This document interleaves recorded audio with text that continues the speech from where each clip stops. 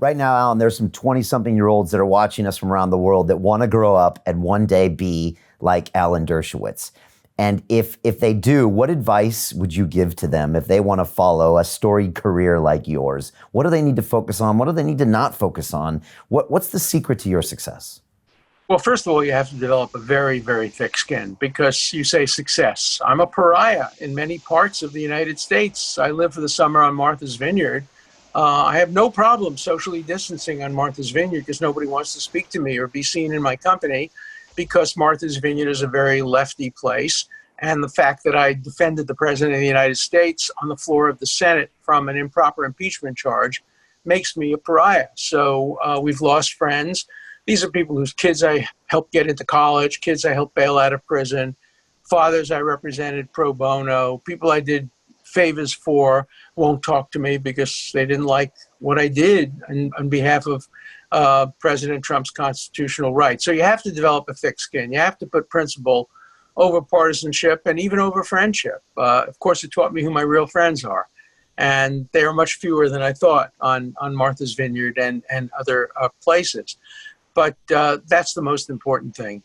If you're willing to put principle over partisanship, principle over personal issues, I think you can become a very zealous defender of individual rights, both in the marketplace and in the courts of law. But if you're going to kowtow to pressures, if you're going to give in to the mob, you'll never be able to do what I've tried to do over these many years. I'm very proud of my career. I have never violated an ethical rule. I've never done anything to my knowledge illegally, and yet I've been accused of having sex with a woman I never met, all because of the role I played in defending and making a deal for Jeffrey Epstein. So you have to be prepared to do that. I wouldn't recommend it for most people. Most people will come to me and say, we want to be like you. I say, don't. You know, become a commercial lawyer, do wills and estates. When you represent people in wills and estates, they're dead, so they don't come back and argue with you. It's a much easier life. But if you want to be in the vortex of the age, it was Oliver Wendell Holmes who said, live the passions of your times. And I have certainly lived the passions of my times. I've been part of it. I've been victimized by them, and I'm continuing to fight back.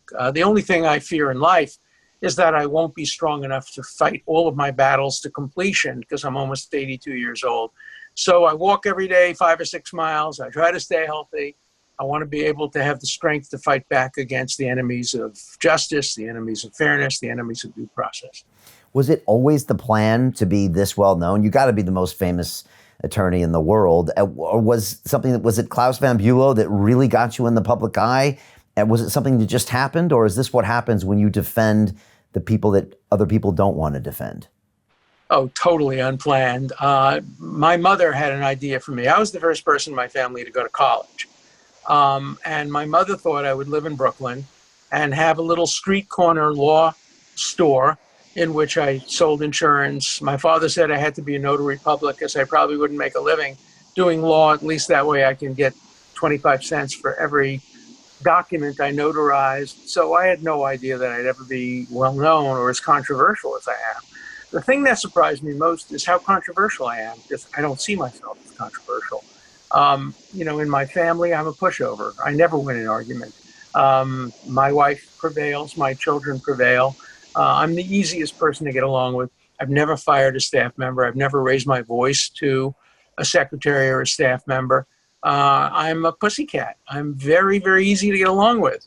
And yet in the media, I'm this controversial guy who's always putting my finger in people's face. The Boston Globe put it this way. They said, if he's not getting into your face, it's as if he's not doing his job. That's what I do, who I am. I was a very successful teacher. Students love me. They gave me very high ratings. There were always a number of students, the anti-Israel students, the Me Too type students who didn't like my due process approach or my free speech approach.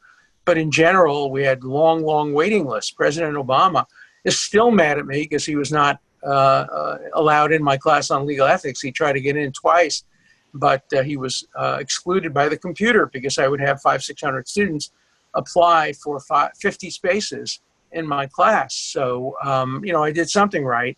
as a teacher, and I think of myself still as a teacher. I teach on your program. I teach on other programs. I try to stimulate thinking and stimulate debate, and that's what I love doing.